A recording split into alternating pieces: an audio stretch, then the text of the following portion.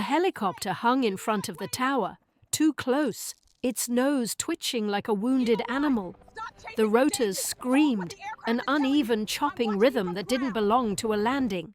It belonged to a crash. Inside the cockpit, a man's voice burst through the static. "Ground, I've got conflicting readings. Airspeed spiking then dropping. I can't keep the deck in sight." Martha stepped forward, boots scraping concrete. The wind slapped hard against her legs, not steady, not random, angry, directional. She raised the analog radio, its weight familiar, comforting. "Eagle 1, she said, voice level, cutting clean through the noise. "Stop chasing your gauges. Hold what the aircraft is telling you. I'm watching you from the ground." Behind her, someone shouted her name.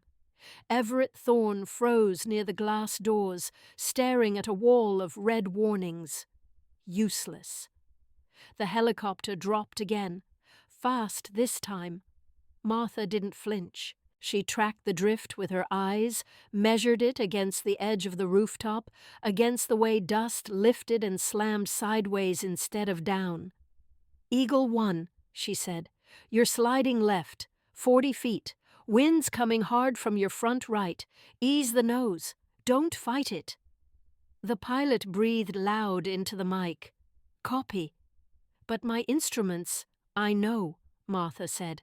"Ignore them. They're lying to you."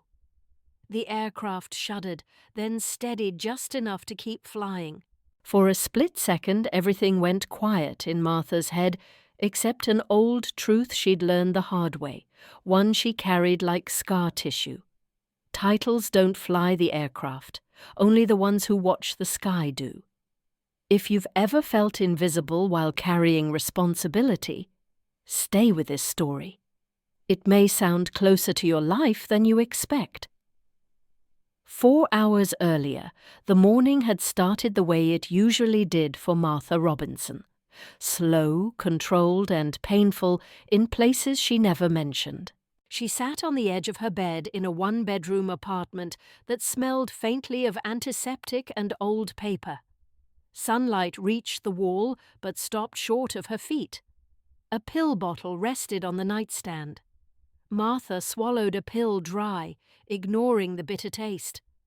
The ache in her spine wouldn't leave, so she armed herself against it. She reached for the back brace. Black elastic, frayed edges. She wrapped it tight, pulling until her breath caught, then locked it down. Posture straightened, armor on. She adjusted the security uniform hanging from her shoulders. Cheap fabric, stiff collar, a badge that told strangers only what she did now, not what she had done before. She clipped on her belt and felt the cold metal of a small cross brush her wrist. She hadn't taken it off in years. Habit more than faith. Her mother's voice drifted up from memory, uninvited. God gives the hardest battles to the strongest ones. Martha exhaled through her nose. "That's what you told yourself," she murmured, and left it at that. Thorne Tower rose clean and confident against a clear blue sky. Glass, steel, money pretending to be certainty. Martha took her post. A younger guard glanced down at his phone. "Hey," Martha said, "look up." "Hey," Martha said, low and direct. "Look up." He jumped, pocketed the phone. "Sorry, ma'am." She nodded once. No lecture, just fact. "See that door?" she said, eyes still forward. "Watch the bottom of it. Draft changes first. That's how you know someone's coming before the camera catches it." The guard blinked, then looked. Actually looked. Everett Thorne swept through the lobby moments later, flanked by assistants. He passed Martha without a glance. Not disrespect, just absence. Martha didn't blink. She just went back to scanning the doors. By late morning the air shifted, pressure tightened in her joints. Her ears adjusted. Outside, in the parking structure, she paused. A hawk circled low, wings stiff, riding something invisible. That was wrong. She reached into a pocket and pulled out an old barometer watch. The casing was scratched, the glass cloudy, but the needle didn't lie. Pressure was dropping, fast. She tilted her head back, scanning the sky. Still blue. No rain. No warning clouds. "Not good," she said quietly. Inside, Everett stood before the cameras, smiling at a countdown clock. "Sir," Martha said, "pressure is collapsing. Dry air doesn't show on radar. Everett didn't turn. Sensors are green. Don't complicate this." "It's already complicated." Martha didn't argue. She grabbed the analog radio and clipped it to her belt. Battery full. Outside, far above the city, rotor noise rolled in. Uneven, wrong. The helicopter began its descent, and the sky, quiet and unseen, started to fall. Everett Thorne stood in the main lobby as if the space existed to frame him. He adjusted the cuff of his jacket, then the knot of his tie, then turned sharply toward a junior staffer hovering too close to the camera rig. "Move the light," he said. "I don't want glare on the glass when my father walks in." The staffer scrambled. Everett took a step back, studied the reflection, then nodded to himself. The building looked clean, controlled, expensive. Exactly the way it was supposed to look when a legend arrived. That was when he noticed Martha Robinson. She stood at her post near the north entrance, shoulders squared, feet planted, uniform pressed but unmistakably worn. She wasn't doing anything wrong. That was the problem. Everett watched her for a moment, irritation tightening behind his eyes. The lobby was filling with assistants, media handlers, and security leads. Everything was being curated. Everything had an angle. He walked over. "Ms. Robinson," he said, lowering his voice just enough to sound reasonable, "I need you to relocate downstairs." Martha didn't respond immediately. "This is a high-visibility event," Everett continued. "We're hosting press, sponsors, my father." He paused, choosing his words. "We need a different image up here." Martha looked at him. There was no surprise in her eyes, no appeal, just a calm, measuring stare that made Everett uncomfortable in a way he couldn't explain. A young PR manager stood beside him, clipboard pressed to her chest. She leaned in toward Martha and whispered, "I'm really sorry," like she was apologizing for a rule she hadn't written. Martha nodded once. That was all. She stepped away from her post and headed for the elevator. The doors closed. The lobby noise dropped out. As the car descended, Martha reached into her pocket and dialed a number she hadn't needed in years. "Keisha," she said. "Please tell me you're calling from somewhere that don't smell like money," Keisha replied. The background hum of an airport wrapped around her voice. "I need a read," Martha said. "What's the wind doing on your approaches?" Keisha didn't joke this time. "East side's unstable, gusts shifting without warning. Tower says conditions are ideal, but pilots are working harder than they should." Martha closed her eyes briefly. "Birds?" she asked. "Yeah," Keisha said. "Hawks dropped low about 10 minutes ago. That don't happen for no reason." Martha nodded to herself. "You still working for that boy?" Keisha asked, softer now. "Somebody has to hold the line," Martha replied. A pause stretched across the call. "Keisha, you holding a line or hiding from that VA paperwork again?" Martha was quiet. "Sunday dinner at my place," Keisha said, softer now. "Don't make me come drag you out of that tower." "I'll think about it," Martha replied. "That means no," Keisha said. "I'm texting you the address anyway." The elevator chimed. The doors opened. Martha ended the call, but something in her chest loosened just slightly. She stepped out onto the open-air deck. She stepped out onto the open-air deck that wrapped around the lower levels of the tower. No glass, no air conditioning. Just concrete, sun, and sky. The heat hit her immediately. The air was wrong, too still. A hawk cut across the sky at half its usual altitude, wings locked, riding something invisible. Martha pulled the old barometer watch from her pocket. Scratched casing, clouded glass, still accurate. The needle dropped fast. Pressure was collapsing. She lifted her head and scanned the horizon. Blue sky. No clouds. No rain. Nothing that would make a machine uneasy. From inside the tower, a calm, automated voice drifted through a nearby speaker. Current conditions are clear, visibility excellent, no significant weather advisories in effect.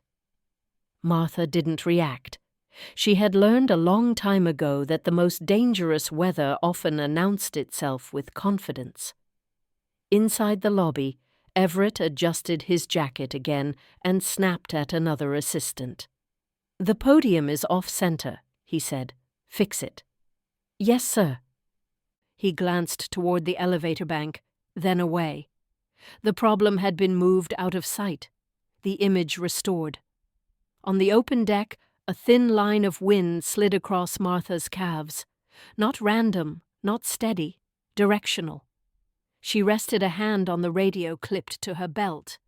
Not yet. The air shifted again. Subtle, insistent. Martha turned the radio on. Static filled her ear. She rotated the dial slowly. Building security chatter passed by. Civilian frequencies. Nothing useful. She stopped at 253.0. Guard frequency. Emergency. She didn't transmit. Not yet. Above the city, unseen air continued to sink, and Martha Robinson, standing alone under a clear sky that was lying to everyone else, waited. The sky stayed blue. That was the lie. Martha stood on the open-air deck and felt the temperature slip away from her skin, not slowly, not naturally. 8 degrees gone in less than 5 minutes. No cloud cover thick enough to explain it. No shadow passing overhead. Cold air was falling, not drifting, not sliding sideways, dropping. She looked up and found the source. A thin veil of cloud high above the tower, so faint it barely registered as weather at all. Verga, rain that never reached the ground. Water evaporating before impact, pulling cold density down with it. She had seen it before, once in training. Once when everything went wrong fast. Both times people trusted instruments that never warned them. Martha turned and headed back inside. The operations floor buzzed with activity. Camera rigs stood locked in place. A 4K live stream countdown glowed at the center of the main monitor. Emily, the young PR manager, moved between cables and lenses, headset crooked, jaw tight as she checked angles and lighting. "Ms. Robinson?" Emily asked when she noticed her. "You're back early." Martha stopped beside the primary control console. Thermal data blinked on one screen. Wind vectors lagged several seconds behind reality. Emily followed her gaze. "Is something wrong with the weather feed?" "Yes," Martha said. "It's late." Emily hesitated. "Late how?" Martha turned toward her. "The air's falling faster than your system can see." Emily frowned, trying to place the words. "You mean, like a sudden gust?" "No," Martha said, "like the ground getting hit from above." Emily swallowed. "Are you saying this is dangerous?" Martha nodded once. Emily glanced toward the conference area where Everett stood rehearsing his smile. "What kind of weather does that?" "A dry microburst," Martha said. Emily blinked. "I've heard the term, but..." Picture a bucket of ice water dumped from 10,000 feet, Martha said, cutting in gently. When it hits, it doesn't splash. It explodes outward, faster than a tornado. Emily's face drained. A helicopter flies into that, Martha continued. It doesn't ride it. It gets shoved down. Emily reached for her headset. Mr. Thorne needs to hear this. Everett's voice cut across the room before she could speak. What needs to stop, he said, sharp and controlled, is unnecessary panic. He stepped closer, eyes flicking from the screens to Martha and back again. The AI system says conditions are optimal. Don't unsettle my team with pilot folklore. Emily froze, hand halfway to her ear. Martha pointed at the dashboard. A bright bar pulsed at the top. 4K live stream, 87% bandwidth utilization. Below it, wind sensor data crawled through a queue marked low priority processing. Everett followed her finger, irritation tightening his jaw. We're minutes from going live. That stream has to be flawless. So it's eating the bandwidth, Martha said. Everett bristled. It's doing what it's designed to do. He tapped the screen. That system cost $2 million. It doesn't guess. It doesn't get spooked. Martha met his eyes. It's busy making you look good, she said. And it's blind to everything else. Everett's mouth tightened. We're not running this operation on hunches, Ms. Robinson. Martha didn't argue. She turned and walked back outside. The air hit her again, harder now. A thin, high whistle cut through the deck, pitched wrong like a flute bent out of tune. Not wind roaring, wind compressing, no birds, no traffic noise, just that sound. A plastic bag skittered across the concrete, shoved sideways by a sudden crossflow. It slid 10 feet, then stopped. For a split second, nothing happened. Then it flattened straight down against the deck, crushed in place as if an invisible foot had stepped on it and held. Martha watched without blinking. Inside the tower, Everett adjusted his jacket and leaned into position, ready for the cameras. Emily stood behind him, pale, her eyes still fixed on the words Martha had used. Shoved down. On the operation screen, the AI continued optimizing image quality. Wind data updated late. Thermal differentials queued behind video resolution. The system wasn't broken. It was obedient.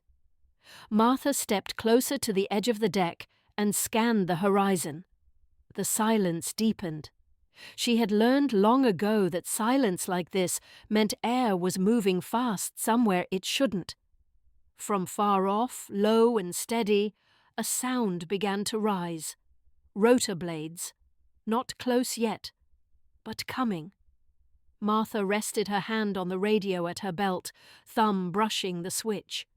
Above the city, unseen and relentless, cold air continued to fall. And inside the tower, the machine kept watching the wrong thing. The helicopter came in from the north, smooth and confident. "Thorne Tower," the pilot's voice reported over the channel. "Eagle 1 on final approach, 2 miles out."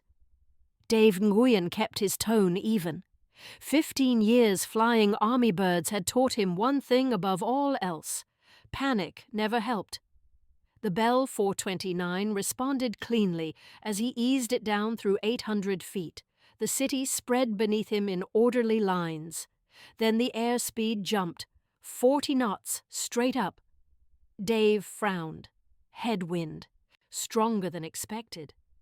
He lowered the collective instinctively, bleeding off power to keep the approach stable. The helicopter settled, just for a breath. Then everything flipped. In less than 3 seconds, the headwind vanished and became a tailwind. The airspeed dropped 60 knots. The helicopter lurched forward and sank. Dave's eyes snapped between instruments. The airspeed tape jittered, then flashed. Unreliable airspeed. Pressure surged through the pitot system faster than it could compensate. Numbers stopped meaning anything. The radar altimeter screamed that the deck was rushing up. The GPS altitude lagged behind, insisting they were still higher than they were. Two truths, neither useful. "Thorn Tower," Dave said, voice tightening despite himself.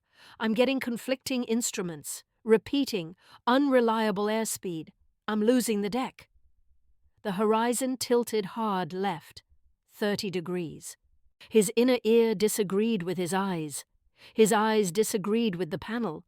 The aircraft shuddered as the downdraft punched it from above, forcing it down faster than gravity alone ever could.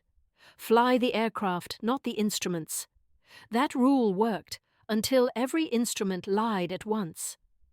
Dave needed 8 seconds to let his body settle, to trust feel over numbers. He didn't have 8 seconds. Inside Thorn Tower, the approach guidance screen flashed red. Error. Wind vector calculation failed. A siren tone followed, sharp, urgent, unfamiliar. Everett Thorne stared at the screen as if it might apologize. "What does that mean?"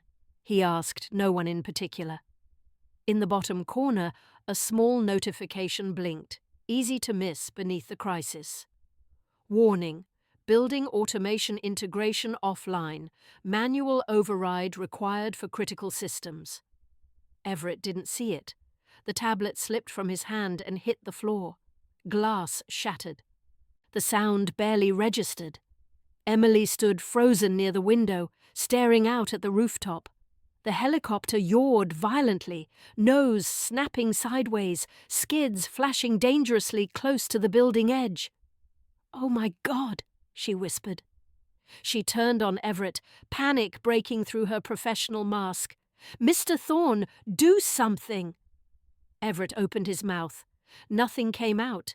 He had never learned how to decide without a screen telling him where to look. Every choice he had ever made came with data, projections, probabilities neatly arranged for him to approve. Now the machine was silent. The red error message pulsed. Everett's hands trembled. "The system," he said weakly. "The system should handle this." Outside, rotor noise tore across the rooftop, uneven, brutal. The engine strained as Dave fought to keep the helicopter upright. "Mayday! Mayday!" Dave's voice burst through the radio, stripped of polish. "Eagle 1. I can't see the horizon. Instruments unreliable. I need ground visual." No answer came. The automated guidance was gone. The wind slammed the helicopter again, forcing it down and sideways at the same time. Dave corrected, overcorrected, felt the aircraft resist him like a wounded animal fighting gravity. He stared through the windshield, searching for something, anything, that would tell him which way was real. On the rooftop, warning lights strobed red, their reflections useless in the chaos. Inside the tower, the alarm system wailed, drowning out voices, drowning out thought. Emily pressed her hands to the glass, tears streaking down her face as the helicopter dipped out of view, then lurched back into sight. Everett stood behind her, empty. For the first time in his life, there was no dashboard to hide behind. No forecast, no algorithm, just consequence. Above the city, the downdraft tightened its grip. Cold air slammed downward at thousands of feet per minute, spreading outward the instant it hit the rooftop, creating a violent shear that grabbed the helicopter and shoved it toward the edge. Dave clenched his jaw. "Stay with me," he muttered, more to himself than the machine. He eased the cyclic, feeling for resistance, for any honest feedback the aircraft would give him. His body screamed one thing, the instruments screamed another. He chose the body. The helicopter shuddered but responded. Barely. Inside the tower, the red error screen flickered again. Everett's breath came fast and shallow. I need the system back," he whispered. The alarm tone rose another pitch. Then, over the chaos, a different sound cut through. Metal slammed against metal, A door burst open onto the rooftop. Wind roared in. Martha Robinson stepped through it. She moved straight to the edge without hesitation, a length of red ribbon snapping wildly in her hand. In the other, the analog radio. She tied the ribbon to the lightning rod and watched it whip, flatten, snap hard to the east. Real wind, real direction. She raised the radio. "Eagle 1, she said, "I'm here." And for the first time since the sky began to fall, the ground answered back. Martha lifted the radio and turned the dial with deliberate care. Civilian chatter slid past. Building security. Static. She stopped at 243.0. Guard frequency. Emergency. The wind tore at her jacket, snapping the red ribbon hard against the lightning rod. It flattened east, then jerked violently, then flattened again. Martha closed her eyes. Just for 2 seconds. Her lips moved barely. "Lord," she whispered, the words carried away by the wind. "If you're still listening. Not for me. For them." She opened her eyes. Her voice came back solid. "Eagle 1, she said. "This is Ground Spotter Robinson. Forget your glass. I am your eyes now. Acknowledge." For a heartbeat, there was only rotor noise and static. Then Dave Nguyen's voice cracked through the channel, stripped raw by fear and relief. "Ground Spotter, Eagle 1 acknowledges. I'm blind up here." Martha didn't waste a word. "You are 400 feet, she said. "Drifting left 50 feet. Wind from your 10 o'clock, gusting 45 knots." Inside the cockpit, Dave forced his breathing to slow. Someone was talking to him, someone who wasn't a machine. "Ease the nose down 5 degrees. Martha continued. "You're ballooning. Descent rate now." Dave complied, fighting the instinct to chase the instrument screaming nonsense at him. "Ignore your speed tape," Martha said.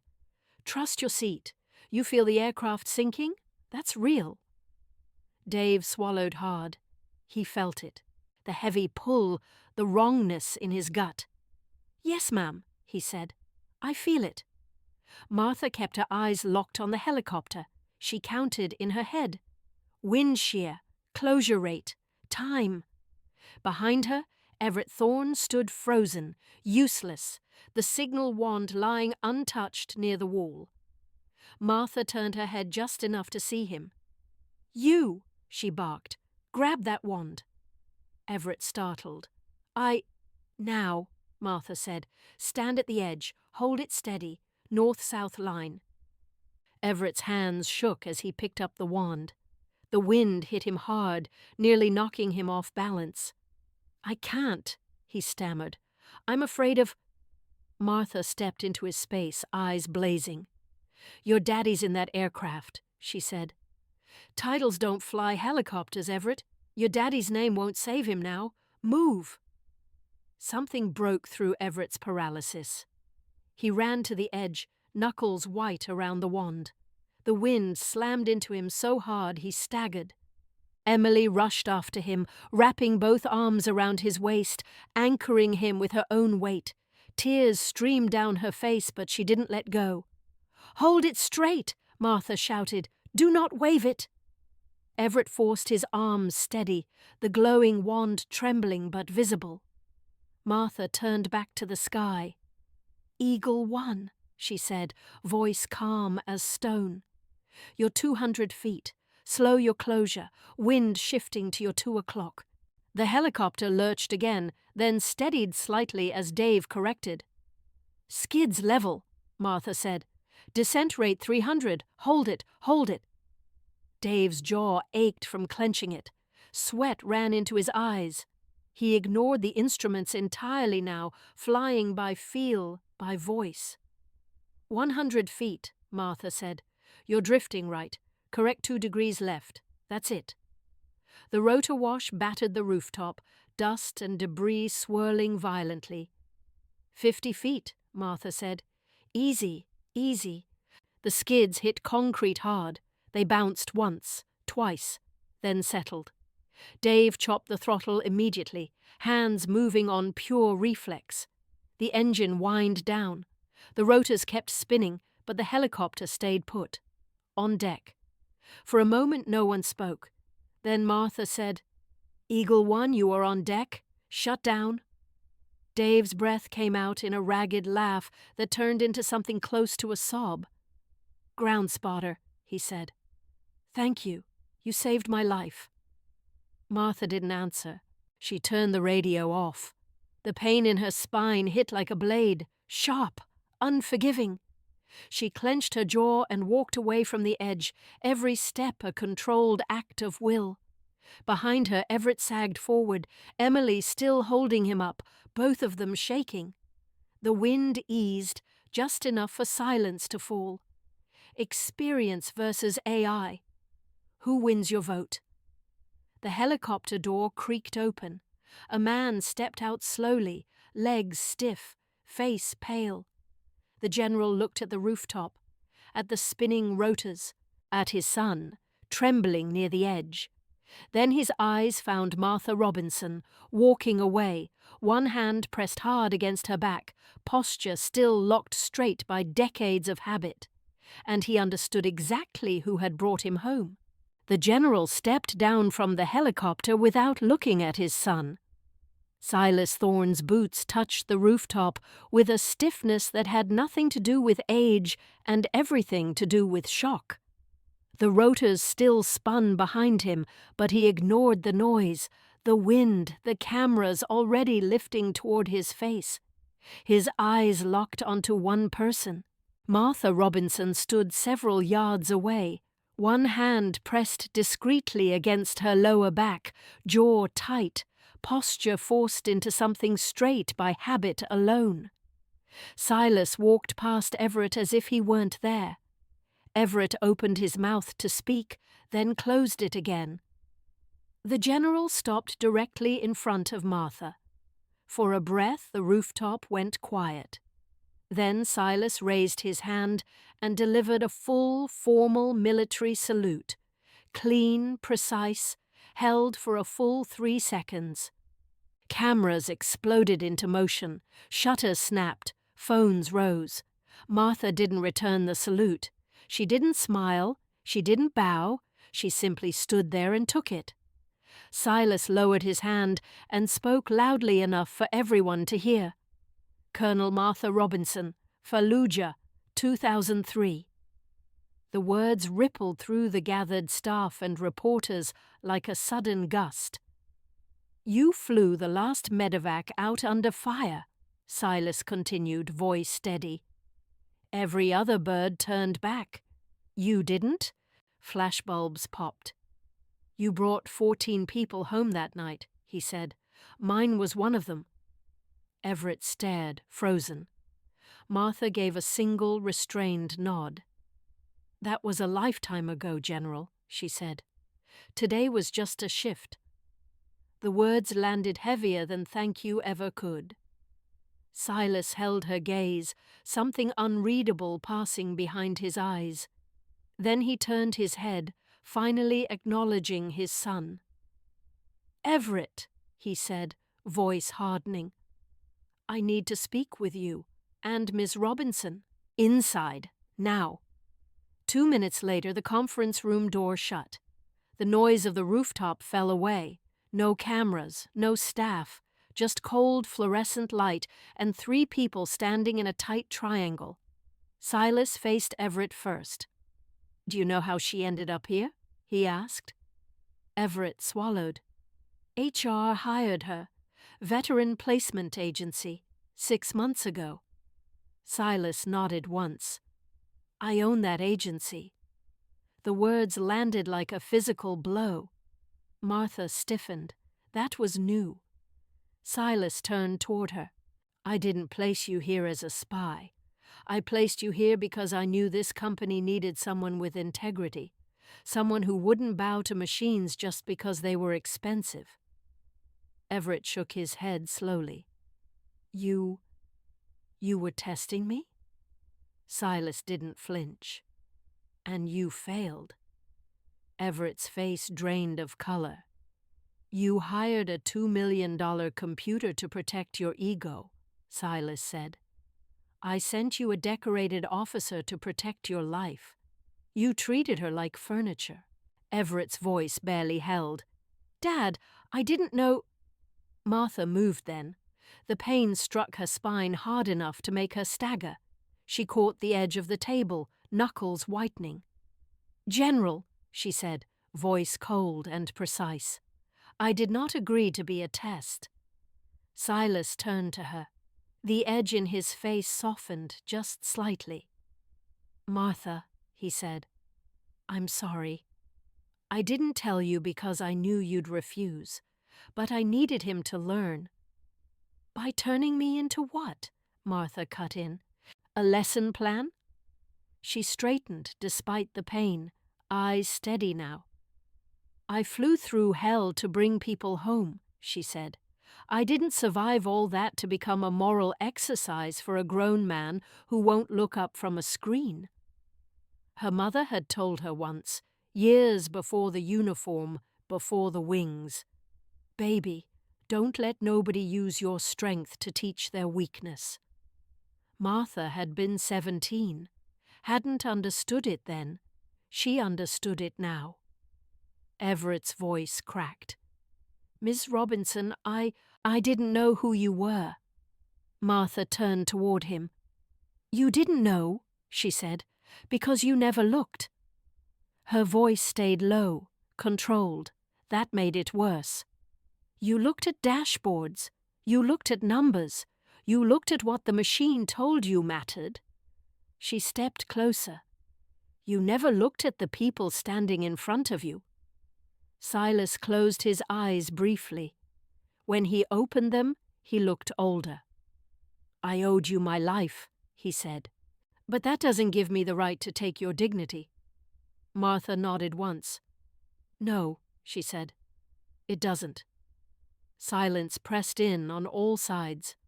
Everett stared at the floor. Martha reached for the door. I'm done, she said. I finished my shift. She took one step. Then the building alarm screamed to life. A sharp, piercing wail filled the room, echoing down the corridors. Red lights began to pulse.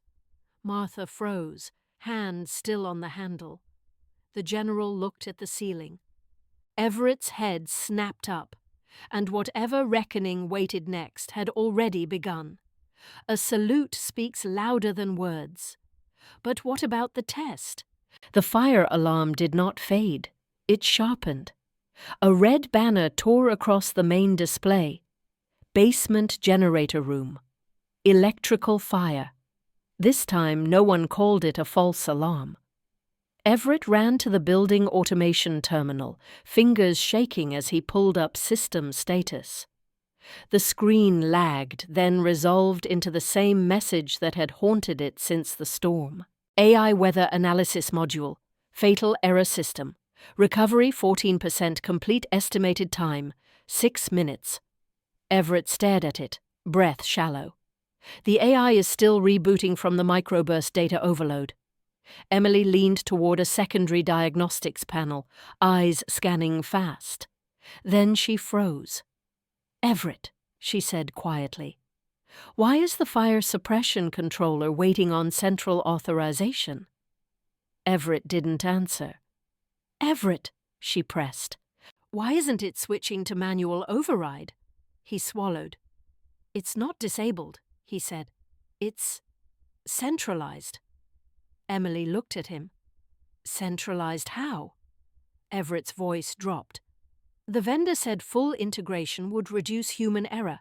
One decision core, faster response, fewer conflicting commands. Martha stood in the doorway listening. So you locked the safety systems behind the AI, she said. Everett shook his head quickly. Not locked, coordinated. The override still exists, but it waits for system confirmation. Just a few seconds. 6 minutes, Emily said, staring at the recovery timer. Another diagnostic window forced itself onto the screen. Lightning strike detected. 11:47 and power surge to backup generator AI system. Priority, weather anomaly. Analysis automated switchover, delayed manual generator restart, completed cooling protocol, pending AI confirmation, generator overheat, electrical fire, basement level. Martha stepped closer and read it once. Your system was busy thinking, she said, so it didn't act. Everett ran a hand through his hair. The vendor said the AI could process anomalies faster than any human team. And it probably can, Martha replied, until it can't. Silas turned to his son, eyes hard. How many people are in this building? 400, Everett said hoarsely. Then stop waiting for permission, Silas said. Get them out, now. Everett didn't move. He stared at the screen, at the spinning progress wheel, at the promise of intelligence returning if he could just buy a little more time. I don't know how, he whispered. Everything runs through the system. Martha watched him for a long second. Then she spoke, precise and final. You don't have 6 minutes, she said. You built something that thinks faster than it acts, and when it stops thinking, nobody's allowed to move. Silas turned to her. Can you bypass it? Martha shook her head once. I don't need the computer, she said. I need the mic. Down the hall, Emily's voice broke through the alarm, high and panicked. The app isn't loading. I know there are exits, but I can't see the map. I can't remember. Martha closed her eyes. Pain flared up her spine, sharp enough to make her catch her breath. She was already at the door. She could leave. No one could ask more of her. Duty didn't negotiate. Martha pulled the pill bottle from her pocket, shook one tablet into her palm, and swallowed it dry. Her phone buzzed in her pocket. She pulled it out with her free hand. A text from Keisha. Saw the news alert. You still breathing? Martha's thumb hovered over the screen. She typed one-handed. Busy. Talk later. The reply came immediately. That's code for doing something stupid brave again. Don't you dare die before Sunday dinner. Martha didn't reply, but her mouth twitched. Barely, but there. She pocketed the phone. Then she turned back. Everett, she said. Manual intercom, fire code. Where is it? Everett pointed, ashamed now, toward a red steel cabinet bolted into the wall. Martha crossed the room, yanked it open, and pulled out an old microphone wired to a battery pack that predated most of the software in the building. She tested it once. Live. She pressed the button. Her voice filled the tower. Attention all personnel. This is Security Chief Robinson. We have an electrical fire in the basement. No panic. No drama. Elevators are offline. Listen carefully. Silas stepped back. He didn't speak. He didn't interfere. North wing, stairwell. A west wing, stairwell C. Do not use stairwell. B, it vents near the generator room. Movement began almost immediately. Move quickly, but do not run, Martha continued. Help the person next to you. If you see smoke, stay low. She shifted her gaze to the manual camera feeds, grainy, delayed, but honest. I will guide you floor by floor. She worked the evacuation like controlled airspace. 3rd floor, you're moving now. 2nd floor, stand by at your stairwell doors. Do not enter until I call you. She watched choke points form before panic could. Adjusted flow, redirected traffic. Silas observed in silence. This wasn't leadership theatre. This was command. Down in the lobby, Everett finally stopped watching screens and started moving. He ran to the doors, guiding the last groups out, holding them open, shouting directions with his own voice. 11 minutes later, the final camera feed showed an empty stairwell. Building clear, Martha said into the mic. Fire engines screamed up outside. Firefighters moved fast and without ceremony. 6 minutes later, the fire was contained. Inside the now empty conference room, Martha finally sat. Hard. Pain cut deep into her spine. She pressed her hand into her lower back, breath shallow, uniform soaked through. She didn't cry. Emily rushed in and dropped to her knees. "Miss Robinson, are you okay? Should I call an ambulance?" Martha shook her head slowly. "No," she said. "I'm not broken. I'm just tired." Everett stepped in, face streaked with sweat and tears. He reached into his pocket and pulled out a folded sheet of paper. An HR termination notice. Prepared weeks earlier. He looked at it once, then tore it in half, then again. Silas stepped forward, not as a general, not as a father, just as a man who had watched something important happen. "Rest," he said quietly. "Colonel, you've done your duty." Outside, the sirens faded. Inside, the silence returned. Even heroes have scars. Should Martha stay or leave?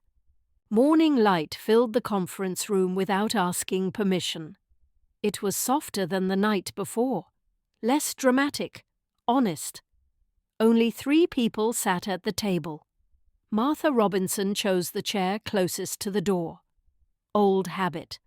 One hand rested on the table, the other on her lap, steady despite the ache that never fully left her spine.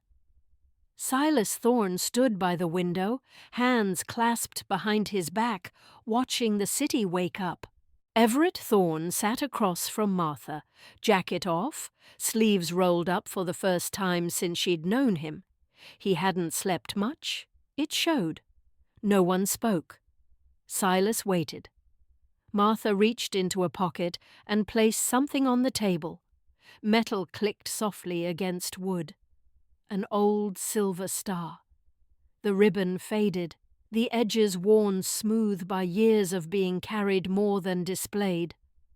Silas turned. Martha looked at him. "General," she said, calm and direct, "you owe me a real apology." Silas didn't bristle. He didn't interrupt. "Not for placing me in this building," Martha continued, "but for never asking me if I wanted to be a teacher." Silas took a breath. When he spoke, the authority was still there, but something else had joined it.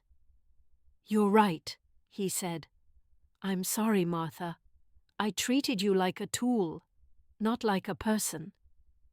Martha studied him for a moment, then picked up the medal and slid it back into her pocket. "I'm keeping it," she said. "Not because of you, because of the 14 people who made it home that day." Silas nodded once. Martha turned her attention to Everett. "You want me to stay?" she said. Not a question. Everett swallowed. "Yes, ma'am. I need you." Martha's eyes didn't soften. Not yet. "I don't work for people who need me," she said. "I work for people who respect me." Everett nodded, fast. "I understand." "No," Martha replied. "You don't, but you're about to." She sat back slightly. "If I stay, these are my terms. No negotiation." Everett straightened. "Yes, ma'am." "1," Martha said. "I redesign the entire security and safety architecture of this company. Machines are tools. They advise. They don't decide. Final calls belong to humans. Always." Everett didn't hesitate. "Agreed." 2, Martha continued. "This company becomes a priority hiring site for female veterans. Not charity. Real jobs. Real authority. Real pay. They will not sit in lobbies like ghosts the way I did." Everett nodded again. "I'll make it happen." Martha held his gaze. "That's not a promise. That's a responsibility." "Yes, ma'am." 3, she said. "You will not be CEO for the next 6 months." The room went still. Everett blinked. "What?" "You'll step down," Martha said. Interim leadership can handle optics. You will work under me, Chief of Security." Everett shook his head slightly, stunned. "Under you? You'll learn this building without a dashboard," Martha said. "You'll run manual drills. You'll walk the floors. You'll learn what accountability feels like when there's no screen between you and consequence." Everett's voice came out thin. "And after 6 months?" "If you pass," Martha said, "you can take your title back. If you don't, you're done here." Everett looked to his father. Silas didn't speak. He simply waited. Everett's throat tightened. What if the board doesn't approve? Martha pushed her chair back and stood. "Then I don't need this board," she said. "I can have another job by tomorrow morning." She reached for the door. "Wait," Everett said quickly, standing. "I'll do it." Martha paused. "I'll step down," he continued. "I'll work under you. I'll learn." His voice cracked. "But I don't know if I can do this." Martha turned back to him. For the first time, something in her expression shifted. Not warmth, not forgiveness, clarity. "You don't need to know," she said. "You need to listen." She stepped closer. "I'll teach you. But understand this. This isn't a test. This is real." Everett nodded, eyes wet. "Yes, ma'am." Silas finally spoke. "Martha," he said, "you told me I owed you an apology. I owe you something else."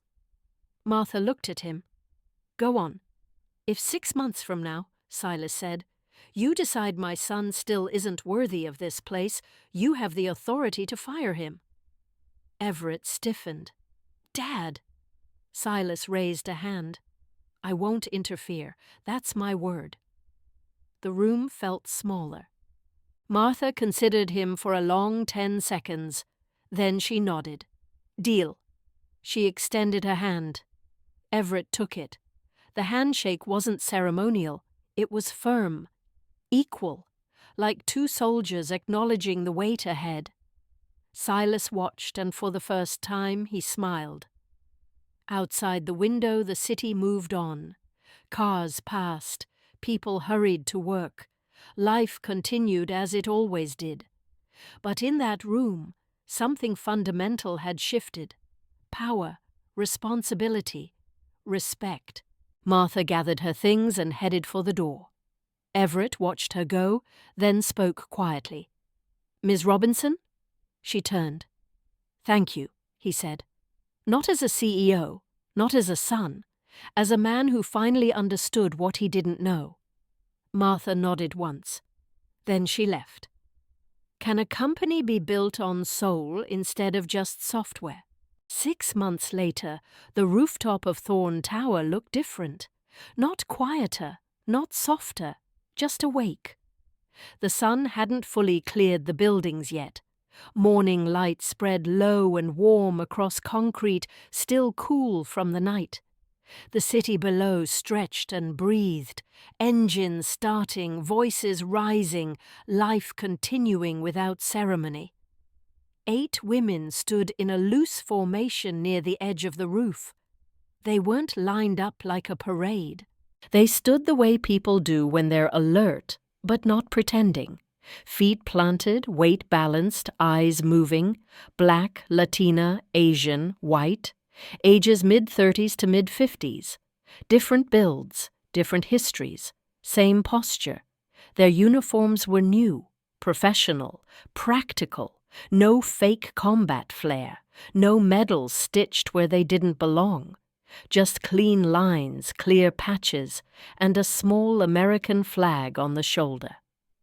Martha Robinson stood a few steps back, hands clasped behind her. She didn't shout, she didn't pace, she watched.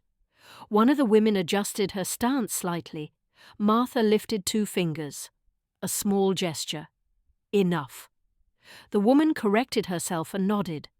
On the far side of the roof, Everett Thorne appeared, moving at an unhurried jog. No suit, no tie, a plain polo, work boots, a clipboard tucked under his arm. He stopped beside Martha and waited. "Ma'am," he said. "Finished the North Sector inspection. Found 2 blind spots in camera coverage. Mark them here." He handed her the clipboard. Martha scanned it quickly. Efficient notes, clear diagrams. "Good," she said. "Now go fix them." Everett nodded.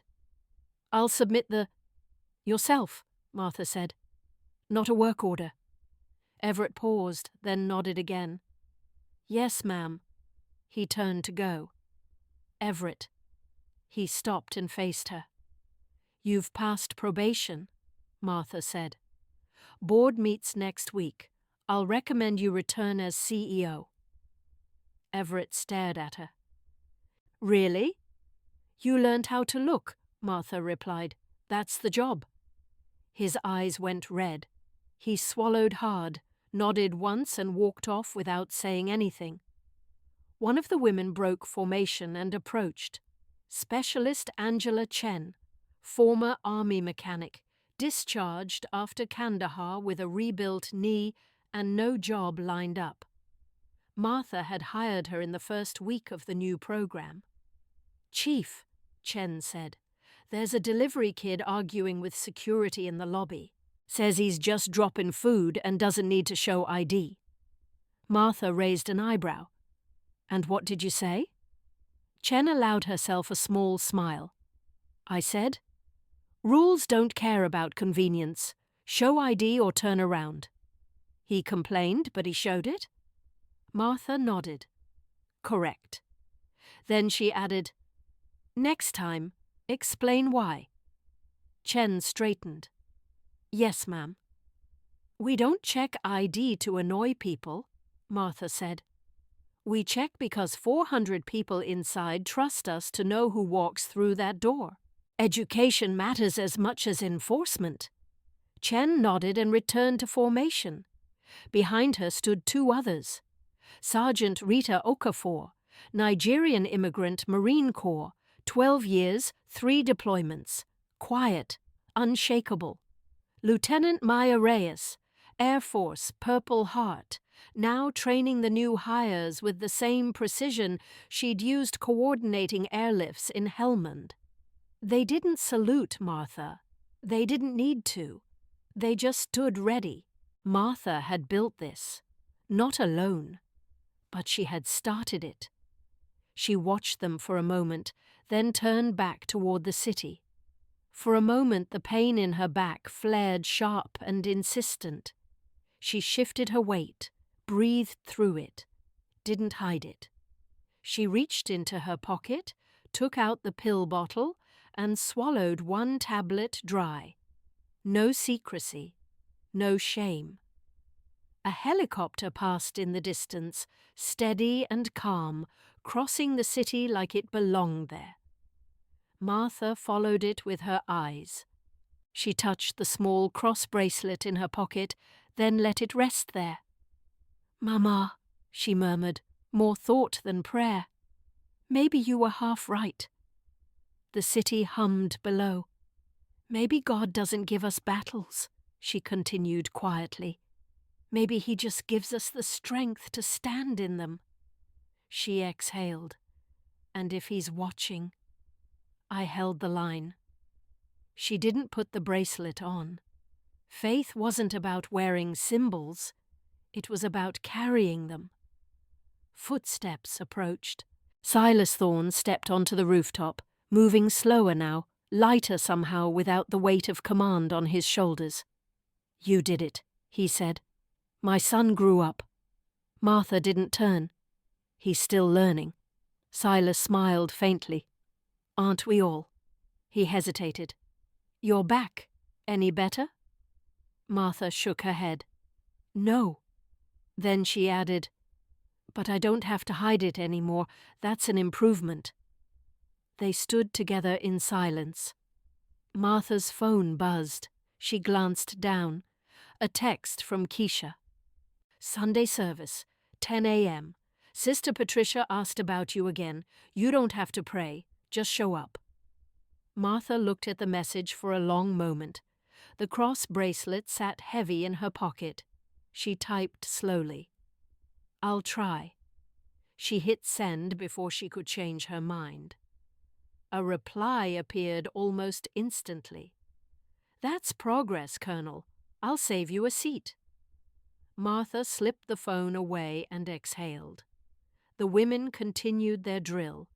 Not perfect, not stiff, alert, present, watching. Martha stepped forward and joined them, not in front, not above, among. She looked out over the city as the morning fully arrived. People asked her sometimes why she still did this, why she still stood watch when her back screamed and the VA checks barely covered rent. It wasn't for the paycheck. It wasn't for recognition. It was because when you've flown through hell to bring people home, you don't stop being the one who watches the sky. The world might forget your struggle, but remember, titles don't fly the aircraft, only the ones who watch the sky do. The wars might end, the headlines might change, but for some of us the watch never stops. And that isn't a burden, it's a privilege. 8 women, 1 roof, a city waking beneath them, not a perfect line, not a parade, just people standing watch. Dedicated to the 2.1 million female veterans in the United States. Your service is not forgotten. Your watch continues. Thank you. Subscribe to honor our veterans. We never forget. If you know a female veteran, comment her name below. We want to hear her story.